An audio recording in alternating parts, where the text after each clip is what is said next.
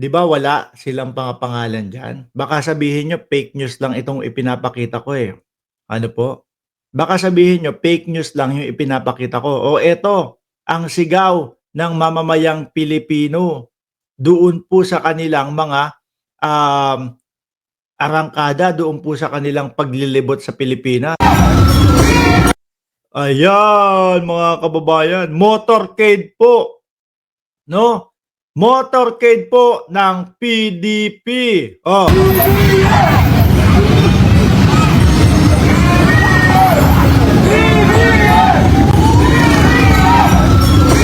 narinig niyo mga kababayan? BBM!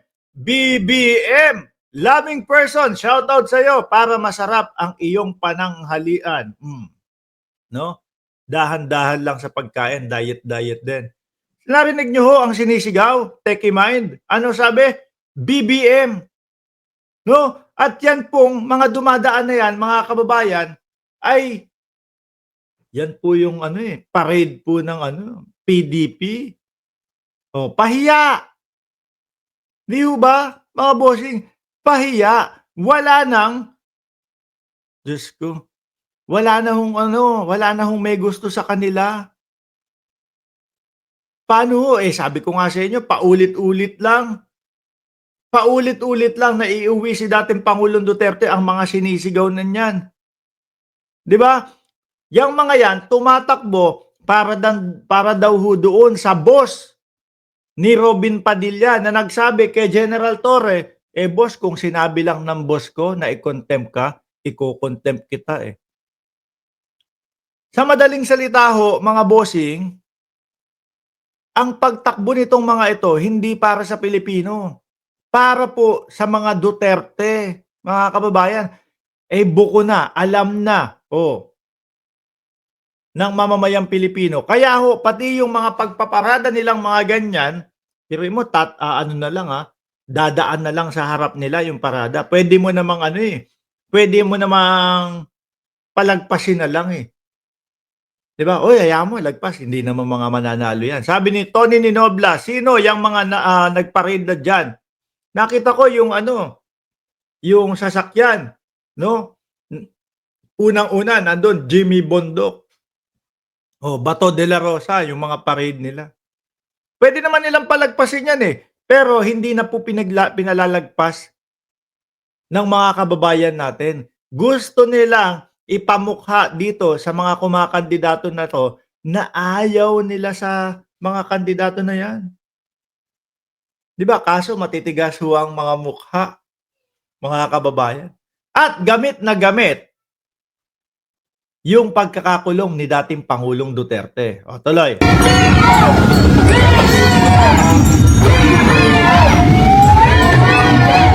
BBM! Ano? Attorney Jimmy Bondoc, pati yung may hawak ng camera nakisigaw na BBM. Kawawa.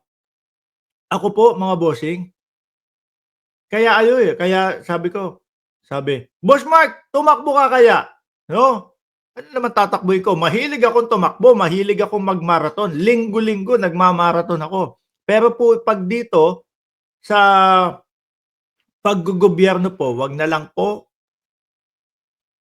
Ano, 'pag nakikita ko naman ang haba ng pasok ng mga congressman. 'Di ba ayoko naman pong masabihan kunyari tumakbo ako congressman, Mark Ramos laging absent sa Congress. O ayoko naman ng gano'n, 'di ba Ma'am Brenda Barton? Mark Ramos parang si Pulong laging absent sa Congress. O gusto ko lagi akong pumapasok, malinis ang aking record. Eh, kapagka ginawa ko 'yun, 12 oras, yung mga hearing ni Congressman Abante, yung mga hearing nila JJ Suarez, 12 oras ayoko ho, mga kababayan. At isa sa ayoko ho, mga bossing, eh yung nangangampanya ako, tapos sisigawan ako ng Duterte, Duterte. Masakit yan.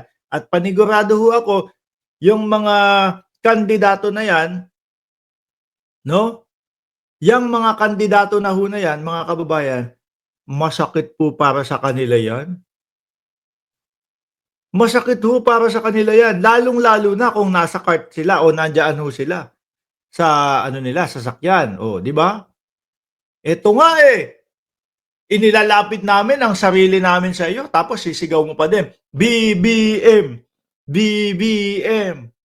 Oh, para naman po hindi tamlayin o mawalan ng gana yung mga kasulid natin dyan, ipantay naman natin. Total, yung ating mga kababayan ay sumisigaw ng BBM doon sa kanilang campaign parade. O tayo naman, suportahan natin yung mga kasulid. Sulid! Sulid! Duterte! O, isang ano dyan, isang kamao. Sulid! Sulid! Duterte! Baka sabihin, panay ano lang BBM lang No, madami na nga sumusuporta kay BBM, hindi pa natin sinusuportahan yung mga kasulid. Oh, unti-unti tuloy silang naglalaho. Okay, BBM! Si Bondok nandoon. Sino tong number 22?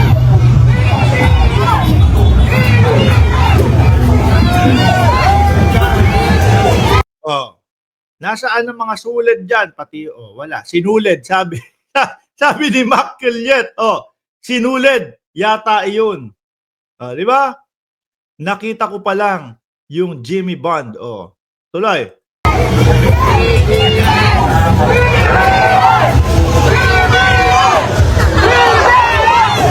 BBM. Iba ayun, yung cart ni Bato. De La Rosa Bato, number 22, BBM. Siguro ho, kahit ako hindi tumatakbo at nandiyan ho ako, nakasakay, mga kababayan, itatago ko na lang yung sarili ko biruin mo, eto tayo, pumupunta kami sa inyong lugar tapos hindi kami welcome. Di ba? Linaw ng mga sinabi. At ito po imposibleng ma-edit ho ito, mga bossing.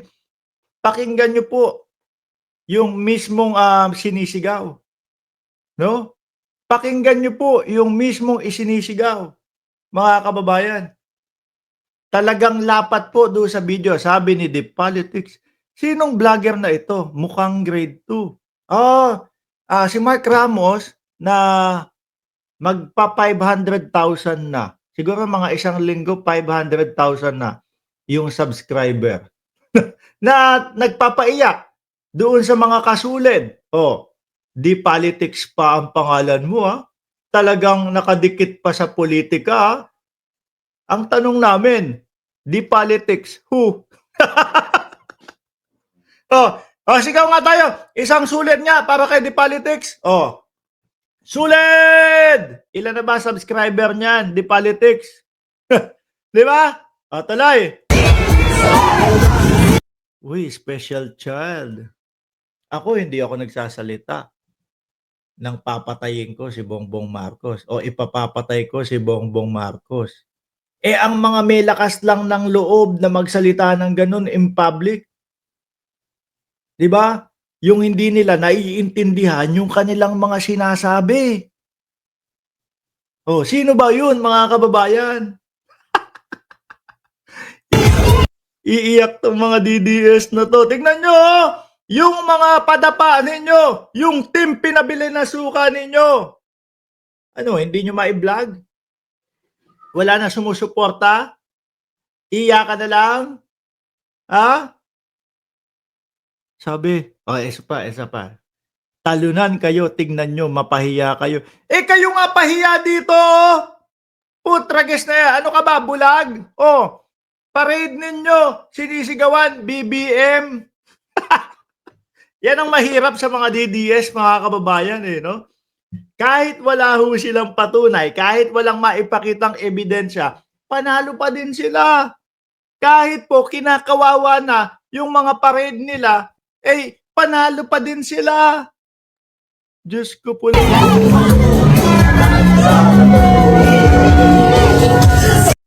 May patugtog pa. BBM pa din ang sigaw. Wala na, tanggapin nyo na dapat. Tanggapin nyo na dapat. Meron kayong 2 senador na mananalo. Yung 2 senador ninyo, yung una, di ba, si Bongo at si Bato, nasa top 5 yan. Di ba? Si Bongo at si Bato, nasa top 5 yan. Ngayon tapos ng eleksyon, biglang may lumabas na warrant of arrest kay Bato at kay Bongo. Diyos ko po, dadalawa na lang ang nanalo na ICC pa. Ay nako, dadalawa na lang ang pumasok doon sa Duterte 10 na ICC pa. Sinamahan pa si dating Pangulong Duterte. Hindi, may Inday Sara pa naman kami. Vice Presidente yan hanggang 2028. Hindi nyo sure. Diba? Hindi nyo sure. May kakaharapin na impeachment si Vice Presidente sa July. Hindi nyo sure. Mark, paano kung makaligtas sa impeachment si Inday Sara Duterte? Saglit lang. Ilan yung kinakaharap? Bribery, no? Pagbabanta sa buhay ng Pangulo, confidential funds, at kung ano-ano pa. Diba? Kung malusutan lahat yun, kung malusutan lahat ni Inday Sara Duterte yung impeachment na yan, okay, nandiyan siya sa second batch ng ICC at mismong siya na ang nagsabi na nandoon yung pangalan niya sa ICC. Di ba? Kaya yung 2028, sige, ano nyo na, i-convince nyo na si Robin Padilla ninyo, no, na tumakbo sa pagka-presidente. Yan naman yung Robin Padilla, presidente, mga kababayan, 2028, malamang po basahan tayo no Robin Padilla ng mga DDS, no, ng isang librong napakahaba, English. Babasahin, English, Robin Padilla. Tapos pagdating po ng ending, sasabihin lang po ni Coco Pimentel, bagamat napakaganda po ng inyong binasa, ni Robin Padilla, wala naman po yan kaugnayan doon sa ating pinag-uusapan. Ay, Diyos ko. Isa pang masakit na BBM.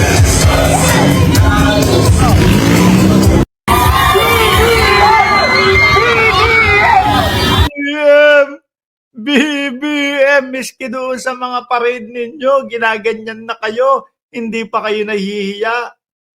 Yung mga campaign, ninyo, yung mga campaign rally ninyo, wala na. Ang nirerentahan nyo na lang is basketball court. Half court lang ang nagagamit ninyo. Diba? Hindi nyo patanggap? Sa bagay, magkakaalaman na yan sa A12.